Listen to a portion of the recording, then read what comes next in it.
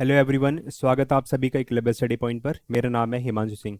आज की इस वीडियो में हम लोग बात करने वाले हैं क्लास 11th की जो जियोग्राफी हम पढ़ रहे हैं उसी में हम बात करेंगे। हमारी जो बुक वन है, बुक वन का चैप्टर नंबर 6, चैप्टर का नाम है भू आकृतियाँ तथा उनका विकास। अब ये जो पूरा का पूरा हम कह सकते हैं यहाँ तक जो चैप्टर नंबर 6 तक जो पूरा का पूरा सिलेबस है वो एक स्टोरी की तरह है, जिसमें हम पहले समझा था हमने कि जो ज्योग्राफी है वो किस तरीके से स्टार्ट हुआ, अर्थ का जो हमारी पृथ्वी है उसका विकास किस तरीके से हुआ, पृथ्वी में जीवन किस प्रकार से आया था, महाद्वीप किस प्रकार से बने थे, महासागरों का निर्माण किस प्रकार से हुआ था, भूकंप क्यों आते हैं, ज्वालामुखी क्यों आते हैं, ठीक है, पर्वतों का निर्माण क्यों होता है, चैप्टर नंबर 5 में हमने जाना था। तो अब इसी क्रम में हम समझेंगे कि ये जो भूआकृतियां हैं उनका विकास किस तरीके से होता है, कौन कौन से ऐसे प्रोसेसेस होते हैं जिनकी वजह से ये इनका डेवलपमेंट होता है।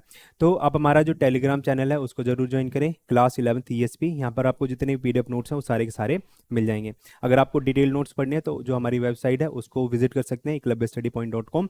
क्लास 11th के सेक्शन में जो ज्योग्राफी का फोल्डर है आपको वहाँ पे सारे के सारे नोट्स मिल जाएंगे। अगर हम बात करते हैं अपर्दन जो होता है इसमें महत्वपूर्ण होता है, तो जो विशिष्ट स्थल रूप बनते हैं, ठीक है, तो उनको हम समझेंगे इसके इस वीडियो में। हम समझेंगे कि नदी के द्वारा कौन कौन से जो स्थल रूप होते हैं, ठीक है, कौन कौन सी जो आकृतियां होती हैं उनका निर्माण होता है, जो भूमिगत जल होता है वो किस प्रकार से इन सारी चीज़ों को निर्माण करता है, सागरीय जल के माध्यम से कौन कौन सी चीज़ों का निर्माण होता है। इसी में जानेंगे कि जो हिमानी या फिर जो ग्लेशियर्स होते हैं उनका विकास किस तरीके से होता है, उनके माध्यम से कौन कौन सी आकृतियों का विकास होता है। और अंत में हम समझेंगे कि जो पवन होती है, जो वाइंड्स होती हैं, वाइंड इरोज्ड जो लैंड फॉर्म्स होते हैं हम उनको समझेंगे। ठीक है, तो मेनली हमारे जो टॉपिक हैं वो ये इन्हीं में से रहने वाले हैं और इन्हीं में से जो कुछ इंपॉर्टेंट चीज़ें हैं हम उनको पढ़ेंगे। तो हम चलते हैं अपनी स्क्रीन की तरफ। अब चैप्टर को स्टार्ट करने से पहले मैं कुछ दो तीन चीज़ें आपको रिवाइज करवाता हूँ। सबसे पहले हम बात करते हैं अपर्दन के बारे में। तो अपर्दन क्या होता है? एक ऐसी प्रक्रिया होती है जिसमें कोई भी एक वस्तु होती है वो एक स्थान से दूसरे स्थान पर जाती है। अब इसमें जो जाने का जो माध्यम हो सकता है वो क्या हो सकता है? वायु हो सकती है, ठीक है, हम कह सकते हैं जल हो सकता है, सागरीय जो तरंगे होती हैं वो हो सकती हैं, हिमनद जो होते हैं वो हो सकते हैं, ठीक है। तो इसकी वजह से जो जल होता है, कोई भी जो पदार्थ होता है वो एक जगह से दूसरी जगह पर जाती है। तो जाने की जो प्रक्रिया होती है उसको अपर्दन कहते हैं। और दूसरा जो होता है वो होता है निक्षेपण। निक्षेपण क्या होता है, जिसको डिपोजिशन के नाम से जानते हैं। तो ये जब जो पदार्थ एक जगह से दूसरी जगह पर जाता है तो एक जगह पर इकट्ठा हो जाता है, जमाव हो जाता है, ठीक है, तो उसको निक्षेपण कहते हैं।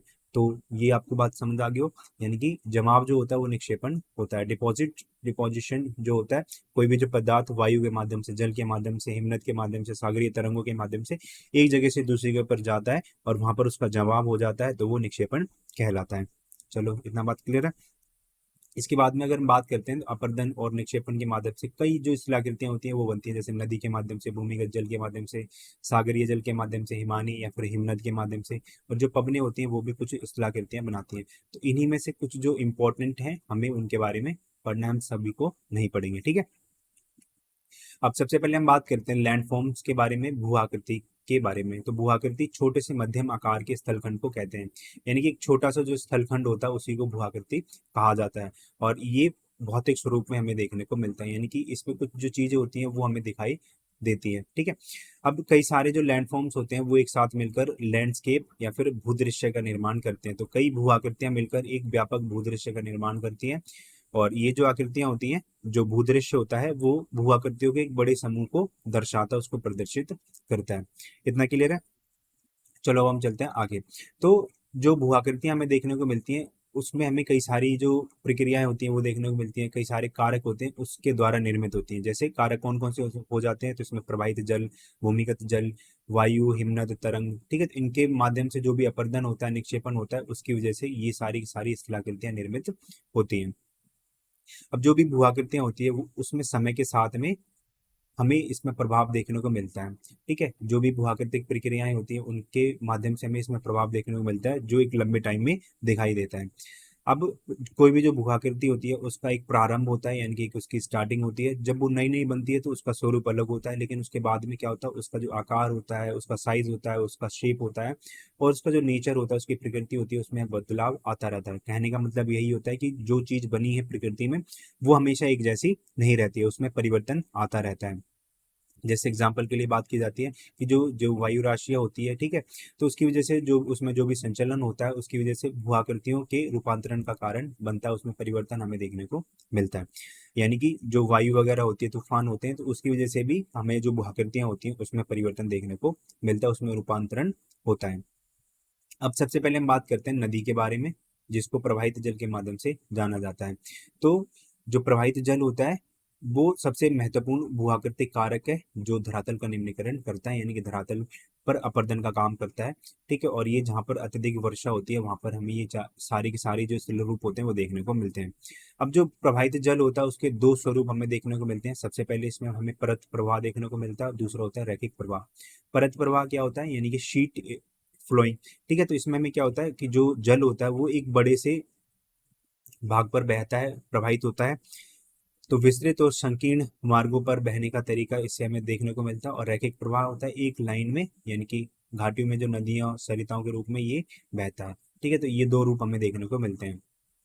अब जो प्रवाहित जल होता है, यानी कि जो नदी होती है, उसकी तीन अवस्थाएं होती हैं, जिसमें सबसे पहले युवावस्था आती है, जब नदी जो पहाड़ों में होती है। ठीक है, तो इसको यंग स्ट्रीम के नाम से जाना जाता है। तो जो नदी होती है जो पहाड़ों से गिरती है, पहाड़ों से अपना जल प्रवाहित लेकर आती है, तो वो बहुत स्पीड में होती है, इसलिए उसको यंग स्ट्रीम के नाम से जाना जाता है। फिर जैसे जैसे वो मैदानों में प्रवेश करती है तो क्या होता है, इसको प्रौढ़ अवस्था के नाम से जाना जाता है, प्रौढ़ावस्था के नाम से जाना जाता है, मैच्योर स्ट्रीम के नाम से इसको जाना जाता है। ठीक है, उसके बाद में क्या होता है कि जो नदी होती है वो थोड़ी थोड़ी सी ढलान के ऊपर जाती है, तो ये हम कह सकते हैं इसको वृद्ध अवस्था में होती है, जिसको ओल्ड स्ट्रीम के नाम से जाना जाता है। ठीक है, तो अभी हम इनके बारे में पढ़ेंगे, इनमें क्या डिफरेंस होता है। सबसे पहले हम पढ़ते हैं युवावस्था के बारे में। तो जो इसमें घाटियां बनती हैं वो काफी ज्यादा उथली होती हैं। जो बाढ़ के मैदान होते हैं काफी ज्यादा संकरे होते हैं। जल विभाजक हमें देखने को मिलते हैं इसमें चौड़े और समतल होते हैं। ठीक है, जिनमें दलदल और झीलें हमें देखने को मिलती हैं। कठोर चट्टानों के अनावरित, यानी कि उनके अपरदन से जलप्रपात का निर्माण होता है। फिर प्रौढ़ावस्था में इसमें जल की मात्रा जो होती है वो अधिक होती है। सहायक नदियां मिलकर वी आकार की जो घाटियां आती हैं वो इसमें बनाती हैं।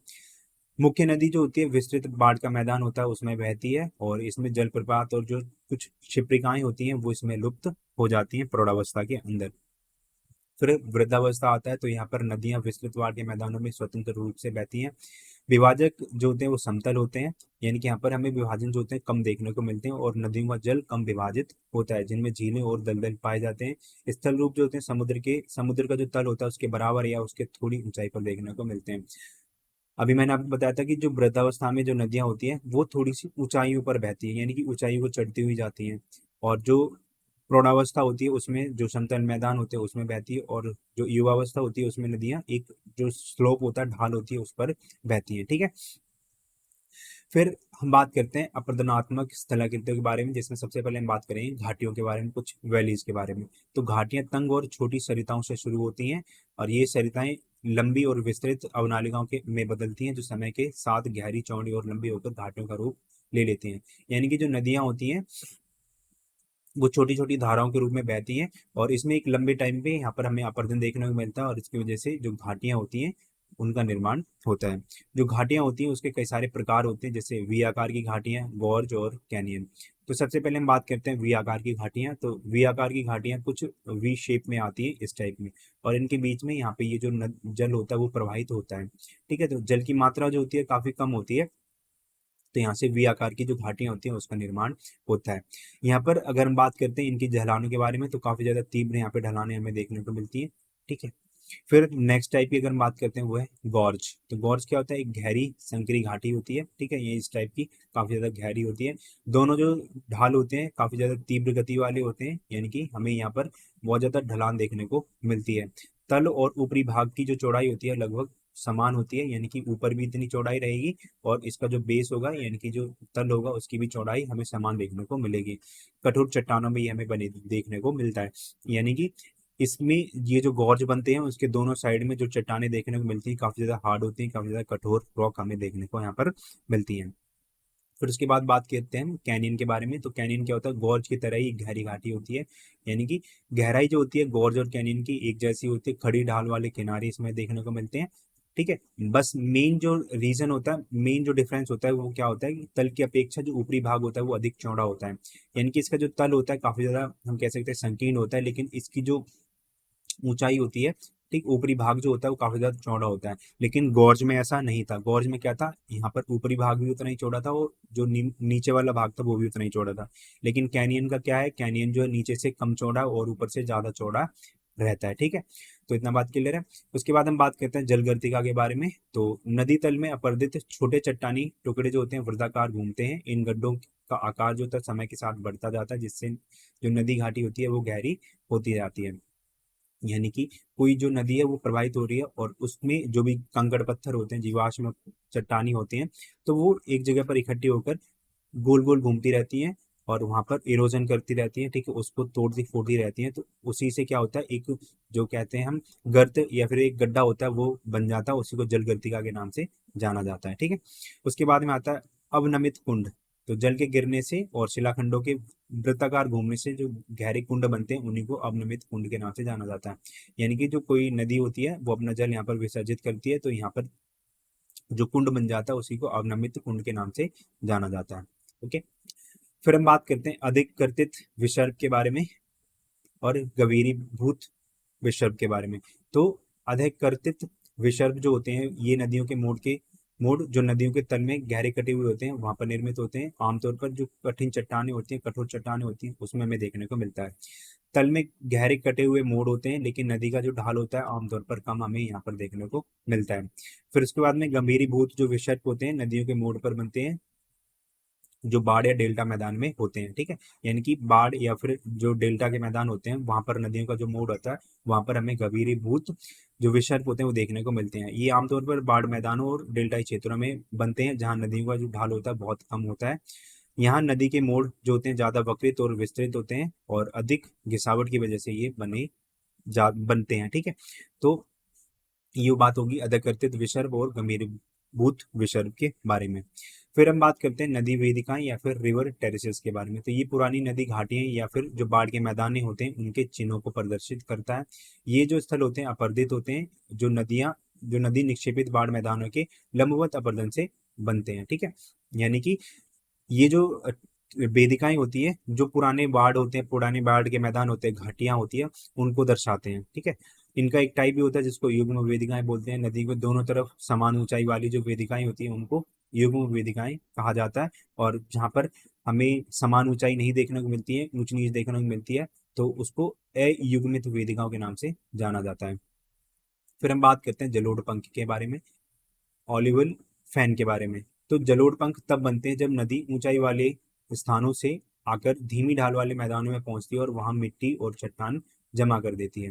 यानी कि कोई जो नदी है वो ऊपर से आ रही है और अपने साथ काफी सारे कंकड़ पत्थर मलबा लेकर आ रही है। उसके बाद वो मैदानी जो ढाल ढाल होती है उसमें प्रवेश करती है, मैदानों में प्रवेश करती है और वो अपने साथ में ये जो कंकड़ होते हैं, पत्थर होते हैं, चट्टान होती है, वो आगे नहीं लेकर जा सकती है, तो वो वहीं पर उसको निक्षेपित कर देती है, उसको डिपॉजिट कर देती है। तो वहां पर कुछ इस प्रकार की जो स्थलाकृति होती है उसका निर्माण होता है, जिसको जलोढ़ पंख के नाम से जाना जाता है। जब नदी पर्वतीय क्षेत्र से बहती है तो यह भारी मात्रा में चट्टान और मिट्टी लेकर आती है, और जब नदी धीमी ढाल वाले मैदानों में आती है तो ये अपना जो भार होता है जिसमें मिट्टी और चट्टान होती है उसको आगे नहीं ले जा पाती है और उसमें उसी को वहीं पर निक्षेपित कर देती है। ठीक है, इसलिए ये सामग्री शंकु के आकार में जमा हो जाती है, जिसे जलोढ़ पंख के नाम से जाना जाता है। आई होप आपको क्लियर हुआ हो। अब हम बात करते हैं जल वितरिकाओं के बारे में। तो ये जो नदियां होती हैं जलोढ़ पंखों से बहती हैं, वे प्राय अपने वास्तविक वाह मार्ग को बहुत दूर तक नहीं बहती हैं। ठीक है, यानी कि उनका जो एक निश्चित मार्ग होता है उसमें नहीं बैठती हैं और अपना जो मार्ग होता है उसको बदल लेती हैं और कई शाखाओं में विभाजित हो जाती हैं, जिन्हें जल वितरिकाओं के रूप में जाना जाता है। जैसे हमने बात करी थी, जो हमारी जो बुक 2 थी जिसमें हमने बात करी थी भारत के पर्यावरण के बारे में, तो उसमें चैप्टर नंबर 3 में हमने अपवाह तंत्र को पढ़ा था, जिसमें हमने समझा था कि जो गंगा नदी है वो आगे जाकर एक वितरिका का निर्माण करती है जिसको हुगली नदी के नाम से जाना जाता है। तो हुगली नदी क्या है, एक वितरिका है गंगा नदी की, और ये किसी वजह से निर्मित होती है, ये एक अपना जो मार्ग होता है उसको फॉलो नहीं कर पाती है और अपना मार्ग बदल देती है। इसी को जल वितरिका के नाम से जाना जाता है, डिस्ट्रीब्यूटरीज के नाम से जाना जाता है। ठीक है, उसके बाद में बात करते हैं डेल्टा के बारे में। तो डेल्टा का क्या मतलब होता है, तो डेल्टा वह क्षेत्र है जहां नदी अपने साथ लाए हुए मटेरियल या फिर जो भार होता है जिसमें मलबा होता है उसको समुद्र में छोड़ देती है, जिससे एक शंकु जैसे आकार का क्षेत्र बन जाता है, जिसी को डेल्टा कहा जाता है, कुछ इस प्रकार का। जैसे जो नदी थी वो लेकर आई अपना जल, लेकर आई अपने साथ, जल के साथ में कुछ जो मलबा था, चट्टाने थी, पत्थर थे, कंकड़ थे, उनको लेकर आती है और उनको समुद्र के किनारे पर यहाँ पर इस तरीके से छोड़ देती है और बहती रहती है। तो इसी की वजह से क्या होता है, जो डेल्टा होते हैं उसका निर्माण करती है। ये मटेरियल का निक्षेपण व्यवस्थित होता है, यानी कि एक व्यवस्थित क्रम में हमें ये देखने को मिलती है, जिसमें तट पर मोटे कण और समुद्र में बारीक कण जमा हो जाते हैं वहां पर, ठीक है। और वहीं से जो डेल्टा होते हैं उसका निर्माण होता है। और जो विश्व का सबसे बड़ा डेल्टा है, जिसको सुंदरबन डेल्टा के नाम से जाना जाता है, जो भारत में स्थित है, ठीक है। तो ये एक डेल्टा का उदाहरण हो जाता है। उसके बाद में फ्लड प्लेन्स की बात करते हैं, बाढ़ के मैदान की बात करते हैं। तो बाढ़ मैदान वे क्षेत्र होते हैं जो नदी के किनारे पर बनते हैं। जब बाढ़ के दौरान मटेरियल जमा होता है, तब मटेरियल जमा होता है तो वहां पे हमें ये बाढ़ के मैदान देखने को मिलते हैं। जब नदी तीव्र ढाल से मंद ढाल में आती है तो बड़े पदार्थ पहले ही तट पर जमा हो जाते हैं। यानी कि जो नदी होती है तीव्र ढाल से आती है तो अपने साथ में कई सारा जो मलबा होता है, कंकड़ पत्थर होते हैं, उसको लेकर आती है। जैसे ही वो मंद ढाल में आती है तो जो बड़े पदार्थ होते हैं वो तट पर पहले से ही जमा हो जाते हैं, ऊंचाई पर बने होते हैं, और बाढ़ का जो पानी होता है उससे प्रभावित ये नहीं होता है। ये बाढ़ जो होते हैं निक्षेपित और सरिता निक्षेप से बनते हैं, यानी कि जो निक्षेप होते हैं और जो नदी अपने साथ में जो भी मटेरियल लेकर आती है उससे ये बनते हैं। पुराना नदी मार्ग भर जाता है और वहां पर जो स्थूल पदार्थ होते हैं वो जमा हो जाते हैं। यानी कि पुराना जो मार्ग होता है नदी का वो भर जाता है, वहां पर ये जो मलबा लेकर आती है वो उसे उसमें भरा हुआ में देखने को मिलता है, ठीक है। और ये जो पदार्थ होते हैं वहां पर जमा हो जाते हैं। फिर इसके बाद हम बात करते हैं नदी विसर्ग के बारे में। तो नदी के मैदानी क्षेत्र में प्रवेश करने के बाद दाएं बाएं घूमकर बहने की वजह से बनने वाले जो मोड़ होते हैं उन्हीं को नदी विसर्ग के नाम से जाना जाता है। यानी कि जो नदी होती है कुछ इस प्रकार से बहती हुई आती है, तो इसी को नदी विसर्ग के नाम से जाना जाता है। अब जो नदी होती है वो कभी तो इस तरीके से बहती है और कभी क्या होता है कि इस ये जो भाग होता है, ये वाला जो हिस्सा होता है इसको छोड़ के इधर से बहने लगती है, ठीक है। तो ये वाला जो हिस्सा होता है वो अलग थलग पड़ जाता है कुछ इस प्रकार सा। तो इसी को क्या कहा जाता है, गोकुल झील, या इसको ऑक्सबो लेक के नाम से जाना जाता है, ठीक है।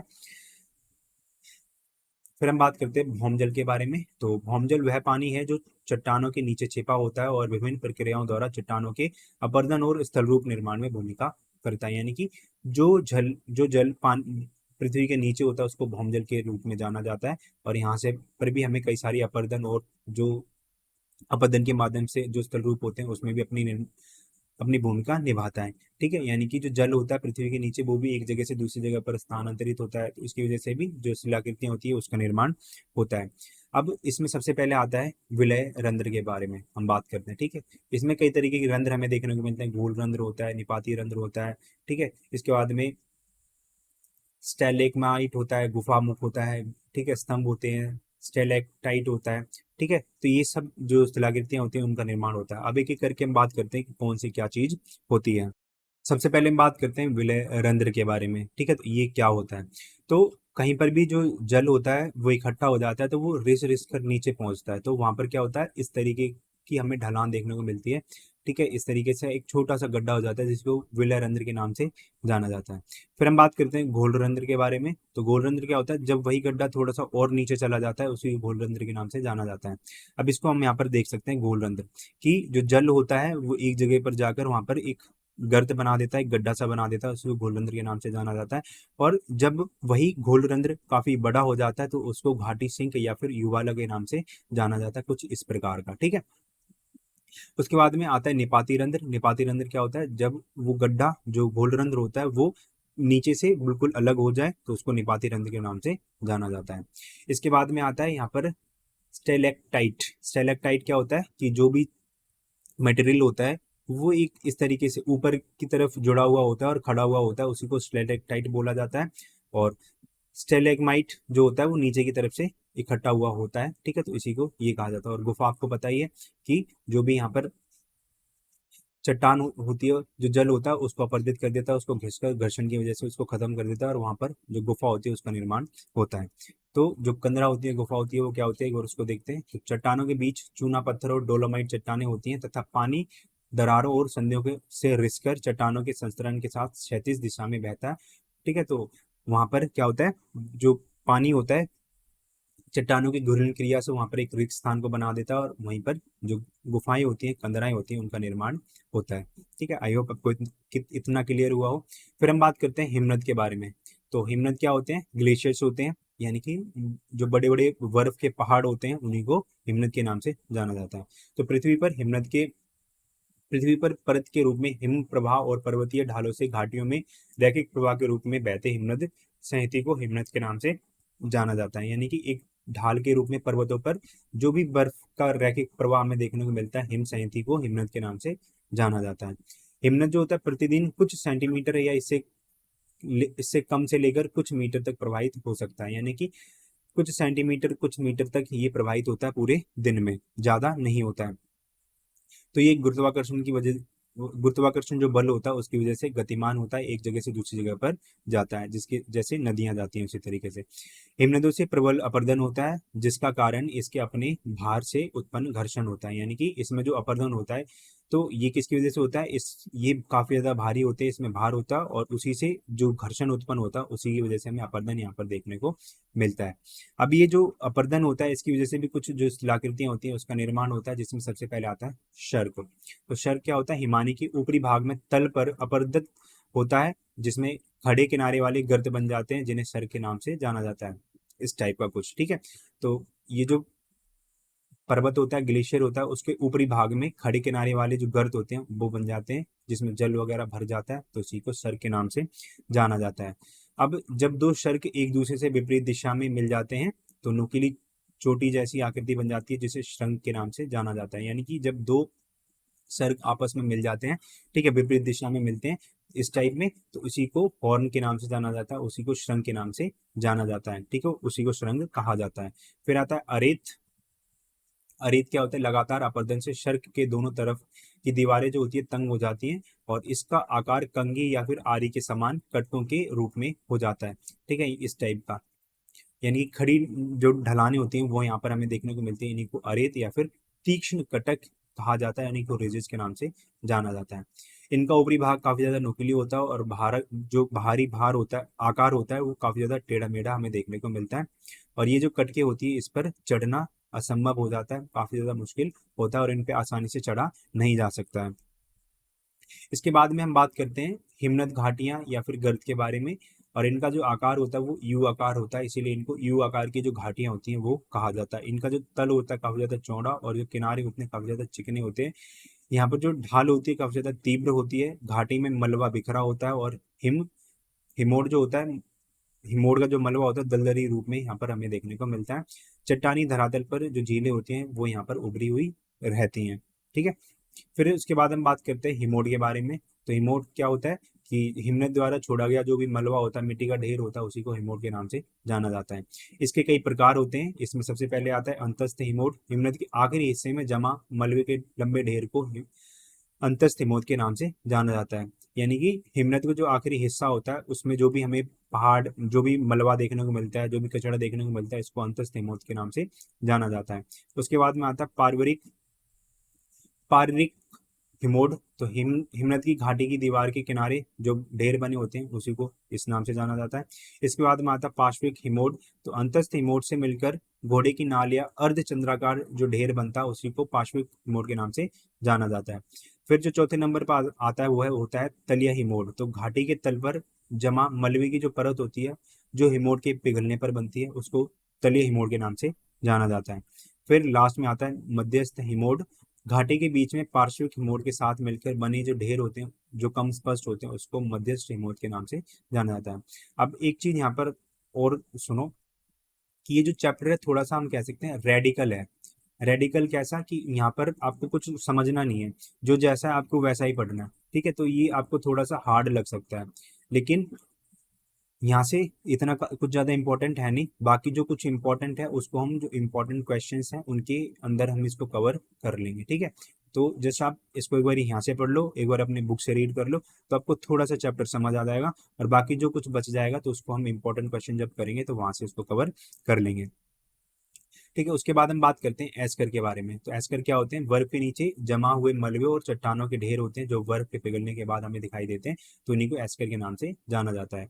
ये होता क्यों है कि ग्रीष्म ऋतु में जब हिमनद पिघलता है और जो जल होता है बर्फ के ऊपर से बहता है और बर्फ के जो छिद्र होते हैं उनके माध्यम से नीचे भी रिसता रहता है। अब जब ये नीचे जाता है, ठीक है, तो उसकी वजह से क्या होता है, नीचे नदी के रूप में ये बहता रहता है, जो अपने साथ में मलबा टुकड़े जो होते हैं, चट्टानी टुकड़े होते हैं, गुलाश्म होते हैं, तो उनको अपने साथ लेकर जाता है और वो एक जगह पर इकट्ठा हो जाता है। ठीक है, तो जब बर्फ पूरी तरीके से पिघल जाती है तो ये हमें देखने को मिलता है, ये हमें दिखाई देता है और इसी को एक्सकर के रूप में जाना जाना जाता है। ठीक है, इसके बाद हम बात करते हैं हिमानी धौत मैदान के बारे में। तो हिमानी धौत मैदान बर्फ के पिघलने से बने जो समतल और विस्तृत क्षेत्र होते हैं, ठीक है, जहाँ पर गाद और मलबा जमा होता है, उसको हिमानी धौत मैदान कहा जाता है। जब बर्फ पिघलती है तो बर्फ के नीचे से पानी बहकर बाहर आता है और जमीन पर गाद, जो बजरी रेत मिट्टी होती है, उनको जमा कर देता है। यह पानी हिमनद हिमानी जलोढ़ निक्षेप, जिसमें बजरी रेत चौका मिट्टी ये सब होता है, एकत्रित करता है और विस्तृत समतल जो मैदान होते हैं उसमें फैल जाता है, तो इसी को हिमानी धौत मैदान के नाम से जाना जाता है। इसके बाद में आता है ड्रमलिन। तो ड्रमलिन क्या होता है? एक अंडाकार या फिर लंबे चिकने और वक्राकार पहाड़ की तरह हमें देखने को मिलता है। जब हिमनद पिघलती है तो बहुत सारे पत्थर रेत मिट्टी अपने साथ लेकर आती है। ये मलबा बर्फ के नीचे जमा हो जाता है और बर्फ के हटने पर ये मलबा जो होता है एक खास आकृति में जमा हो जाता है, जिसी को ड्रमलिन के नाम से जाना जाता है। कुछ इस प्रकार से कि जो हिमनद था, जो बर्फ थी, उसके नीचे कुछ जो कंकड़ पत्थर थे, बजरी थी, रेत थी, ये एक निश्चित आकार में जमा हो जाता है और जब बर्फ फटती है तो इसका आकार हमें कुछ इस प्रकार से देखने को मिलता है, इसी को ड्रमलिन के नाम से जाना जाता है। अब हम बात करते हैं समुद्री तरंगों से बनने वाली जो आकृतियां होती हैं, भू आकृतियां होती हैं, उनके बारे में। तो इसमें सबसे पहले आता है भृगु। तो ये समुद्री किनारों पर ऊंची खड़ी चट्टानों के रूप में पाए जाते हैं। यहाँ पर देखो, इनको बोलते हैं क्लिफ। तो ये ऊंची खड़ी चट्टानों के रूप में देखने को मिलते हैं, इनको क्लिफ कहा जाता है और इसमें छोटी छोटी सी दरारें हमें देखने को मिलती हैं और इनका जो निर्माण होता है तरंगों के घर्षण से होता है। समुद्री भृगु की तलहटी पर एक समतल या मंद ढाल वाला प्लेटफॉर्म या फिर मैदान हमें देखने को मिलता है, जो तरंगों द्वारा लाए गए जो मलबे होते हैं उससे ढका हुआ होता है। ठीक है, तो समुद्र जो भी निक्षेप लेकर आता है, मलबा लेकर आता है, उसको यहाँ पर इकट्ठा कर लेता है, तो ये उससे ढका हुआ होता है। इसी को पुलिन या फिर बीच के नाम से जाना जाता है। तो स्टैग जो क्लिफ होता है वो एक खड़े चट्टानों के रूप में हमें देखने को मिलता है। फिर उसके बाद में आता है वेदिकाएं, जिसको टेरेसेस के नाम से जाना जाता है। जब ये प्लेटफॉर्म तरंगों की औसत ऊंचाई से ऊपर उठ जाते हैं तो इन्हें तरंग घर्षण वेदिकाएं कहा जाता है। यानी कि जो बीचेस वगैरह होते हैं उनकी जब ऊंचाई औसत ऊंचाई से काफी ज्यादा बढ़ जाती है, ऊपर उठ जाती है, तो उनको वेदिकाएं टेरेसेस के नाम से जाना जाता है। फिर आती है कंदराएं, जिनको केव्स या फिर गुफाएं कहा जाता है। तो तरंगों के निरंतर घर्षण से भृगु के आधार पर रिक्त स्थान बनते रहते हैं, जिससे समुद्री कंदराओं का निर्माण होता है। यानी कि जो क्लिफ होती है उसमें समुद्र का पानी बार बार टक्कर मारेगा, तो वहां से क्या होगा, उसमें घर्षण होगा और एक रिक्त स्थान बनेगा और जिसी को केप्स या फिर गुफा कंदरा के नाम से जाना जाता है। इसके बाद में आता है स्टैक। तो भृगु के निवर्तन से कुछ अवशेष चट्टानें तट पर अलग थलग छूट जाती हैं, जो पहले भृगु का हिस्सा थी, इन्हें समुद्री स्टैक के नाम से जाना जाता है। यानी कि जो खड़ी खड़ी चट्टानें थी उनमें दरारें आ जाती हैं और ये वाला जो हिस्सा होता है अलग पड़ जाता है, जिसी को सी स्टैक या फिर स्टैक के नाम से, समुद्री स्टैक के नाम से जाना जाता है। और जब इनका जो आकार और छोटा हो जाता है तो इन्हीं को सी स्टैम्प के नाम से जाना जाता है। ठीक है, और जो भृगु होता है उसमें हम आर पार जा सकते हैं, तो उसको सी आर के नाम से जाना जाता है। ओके, ये भी अपरदन की प्रक्रिया से धीरे धीरे जो है समाप्त होती जाती है। फिर उसके बाद हम बात करते हैं पुलिन के बारे में या फिर बीचेस के बारे में। तो पुलिन समुद्र किनारे की वह रेत होता है जो अधिकतर स्थल से नदियों और सरिताओं द्वारा अथवा तरंगों से अपरदन के द्वारा लाई गई होती है। यानी कि जो बीच होता है वो क्या होता है कि जो भी नदियां होती हैं, जो समुद्र होता है या फिर जो तरंगे होती है, अपने साथ में जो भी रेत वगैरह लेकर आती हैं और उसको समुद्र के किनारे पर इकट्ठा कर देती हैं, उसी को पुलिन या फिर बीच के नाम से जाना जाता है। उसके बाद में आता है रोदिका, जिसको वार्स के नाम से जाना जाता है। तो समुद्री अपतट पर तट के समांतर पाई जाने वाली रेत और शिगिल की कटक को रोदिका के नाम से जाना जाता है, जिसको सैंड बार के नाम से जाना जाता है। ये तट से कुछ दूरी पर समुद्र के भीतर पाई जाती है और तरंगों तथा धाराओं द्वारा लाए गए अवसाद से इनका निर्माण होता है, कुछ इस टाइप कर। ठीक है, तो ये समुद्र से कुछ भीतर पाई जाती हैं और जो भी धारा द्वारा जो भी अवसाद लेकर आया जाता है, ठीक है, नदियों के द्वारा, तो उससे इनका निर्माण होता है। और ये समुद्र का जो तट होता है उसके समांतर हमें देखने को मिलती है। उसके बाद में आता है रोध, जिसको हम कहते हैं बैरियर, बैरियर आइलैंड। तो जब रेत का निक्षेपण इतना अधिक हो जाता है कि रोधिका समुद्र के जल स्तर के ऊपर दिखने लगती है, तो इसे रोध या फिर बैरियर कहा जाता है। यानी कि जो बार होता है, सैंड बार होता है, उसी का एक बड़ा रूप होता है जिसको हम बैरियर के नाम से जानते हैं। जब ये समुद्र का जो तल होता है उससे ऊपर उठाता है और हमें ऊपर दिखने लगता है, तो उसी को बैरियर के नाम से जाना जाता है। ये संरचनाएं खाड़ी के प्रवेश द्वार या फिर नदी के मुहाने पर बनती है और तटीय क्षेत्रों की रक्षा करती है। ठीक है। यानी कि जो समुद्री जो लहरें होती है, तरंगे होती है, तूफान होता है, उससे जो तट होता है उसकी रक्षा करती है। ठीक है, जो बैरियर्स होते हैं वो। इसके बाद में आता है स्पिट। तो स्पिट क्या होता है कि ये आइलैंड का जो बैरियर होता है उसी का एक हिस्सा होता है, लेकिन फर्क क्या होता है कि इसका एक जो हिस्सा होता है वो जो स्थल होता है उससे जुड़ा हुआ होता है, और दूसरा जो हिस्सा होता है उसका समुद्र में होता है। ठीक है, दूसरा जो सिरा होता है समुद्र में होता है, और एक हिस्सा होता है वो स्थल से जुड़ा होता है, तो उसी को स्पिट के नाम से जाना जाता है। फिर हम बात करते हैं पवनों द्वारा बनने वाली जो भूआकृतियां उनके बारे में। तो सबसे पहले बनती है पेडिमेंट और पेडिप्लेन का निर्माण होता है। ये दोनों क्या होती है, इन दोनों में क्या डिफरेंस होता है? तो ये एक हल्की ढाल वाला चौड़ा और सपाट चट्टानी सतह है जो पहाड़ों या फिर पहाड़ियों के आधार पर पाया जाता है। ये मुख्य रूप से अपरदन की जो प्रक्रिया होती है उसके कारण बनता है, जहाँ पानी और हवा पहाड़ के सामने से अपक्षयित सामग्री को हटाकर एक समतल जो जगह होती है, सतह होती है, उसको छोड़ देते हैं। इसके बाद में पैडीप्लेन आता है, यानी कि कई सारे जब पैडिमेंट आपस में मिल जाते हैं तो वहां पर पैडीप्लेन का निर्माण करते हैं। एक विस्तृत लहरदार मैदान होता है जो कई पैडिमेंटों के साथ एक साथ मिल जाने के परिणाम स्वरूप हमें देखने को मिलता है, उसका निर्माण होता है। जब अपरदन जारी रहता है तो पहाड़ धीरे धीरे घिस जाते हैं और उनके पैडिमेंट पड़ोसी पहाड़ों के पैडिमेंटों से मिलकर एक व्यापक समतल मैदान बना लेते हैं, जिसे पैडीप्लेन के नाम से जाना जाता है। ठीक है, अब इसको हम देखते हैं एक बार इमेज के माध्यम से, एक चित्र के माध्यम से। तो पेडिमेंट क्या होता है कि जो पहाड़ होता है उसके तल पर कुछ जो समतल मैदान होता है उसका निर्माण हो जाता है, और जब ये एक एक ग्रुप में, एक समूह में इकट्ठा हो जाता है तो इसी को पेडिप्लेन के नाम से जाना जाता है। फिर हम बात करते हैं प्लाया के बारे में। तो प्लाया क्या होता है? जब हमने हमारी जो बुक 2 थी उसका चैप्टर नंबर 3 पढ़ा था, तो वहां पर हमने लूनी नदी के बारे में पढ़ा था। तो हमने जाना था कि एक जो प्लाया झील होती है, प्लाया जो झील होती है उसमें जाकर अपना जल विसर्जित कर देती है। तो प्लाया झील क्या होती है कि प्लाया एक प्रकार का स्थल रूप है जो मरुस्थलों या फिर जो मरुभूमि होती है उसमें पाया जाता है, यानी कि जो रेगिस्तान वाला एरिया होता है वहां पर हमें ये झीलें देखने को मिलती हैं। यह मुख्य रूप से उन क्षेत्रों में बनता है जो पहाड़ियों और पवनों से घिरे, जो पहाड़ी और जो पर्वत होते हैं उनसे घिरा हुआ होता है, कुछ इस प्रकार का। ठीक है, पहाड़ी जो होती हैं इनसे ये जो एरिया होता है वो घिरा हुआ होता है, और ये खासकर स्थल जो हम कह सकते हैं रेगिस्तान होते हैं उसमें बनता है। इन क्षेत्रों में अपवाह मुख्यतः बेसिन के मध्य केंद्र में स्थित होता है। बेसिन के किनारों से लगातार लाए गए अवसादों के जमाव से के कारण जो बेसिन के मध्य में एक समतल मैदान का निर्माण हो जाता है, और इसी मैदान में जब जल जो होता है एक उपलब्ध हो जाता है, तो यहीं पर क्या होता है, उतली जल वाली जो झील होती है वो बन जाती है, और उसी को प्लाय झील के नाम से जाना जाता है। बेसिकली कहने का मतलब क्या होता है कि जो भी अवसाद वगैरह होता है वो यहाँ पर जो नदियां होती हैं वो लेकर आती हैं, और वहां पर एक जो समतल मैदान होता है उसका निर्माण हो जाता है, और वहां पर आगे जाकर जो जल होता है वो भर जाता है, और वहीं पर प्लाया झील का निर्माण हो जाता है। वो उथली जल वाली जो शिलाकृतियां होती है वो झील में परिवर्तित हो जाती है, जिसी को प्लाया झील के नाम से जाना जाता है। इतना क्लियर है? इसके बाद हम बात करते हैं अपवाहन गर्त के बारे में, जिसको डेफिनेशन हॉलोज के नाम से जाना जाता है। जब मरुस्थलीय क्षेत्रों में पवनें लगातार एक दिशा में चलती है तो वे चट्टानों और असंगठित मिट्टी के कण होते हैं उनको उड़ाकर ले जाती है। यानी कि एक दिशा में चलती हैं, तो यहाँ से क्या होता है, जो चट्टानें होती हैं, रेत के कण होती हैं, उनको एक जगह से दूसरी जगह पर उड़ा कर ले जाती हैं, और वहीं पर इसका निर्माण होता है जिसको अपवहन गर्त के नाम से जाना जाता है। ठीक है, इस प्रक्रिया से धरातल पर उथले और जो चौड़े गर्त होते हैं उनका निर्माण होता है, जिसको अपवहन गर्त कहा जाता है। फिर आता है गुहा, जिसको केव्स के नाम से जाना जाता है, जिनको गुफा कहा जाता है। तो पवन के तीव्र वेग के कारण जब उड़ते हुए धूल और रेत के कण चट्टानों पर लगातार टकराते हैं, तो चट्टानों की जो सतह होती है उस पर छोटे छोटे गड्ढे या फिर जो गुहाकाएं होती हैं, केव्स होती हैं, उनका निर्माण करते हैं। ये जो गुफाएं होती है समय के साथ में और गहरी और विस्तृत होती जाती हैं।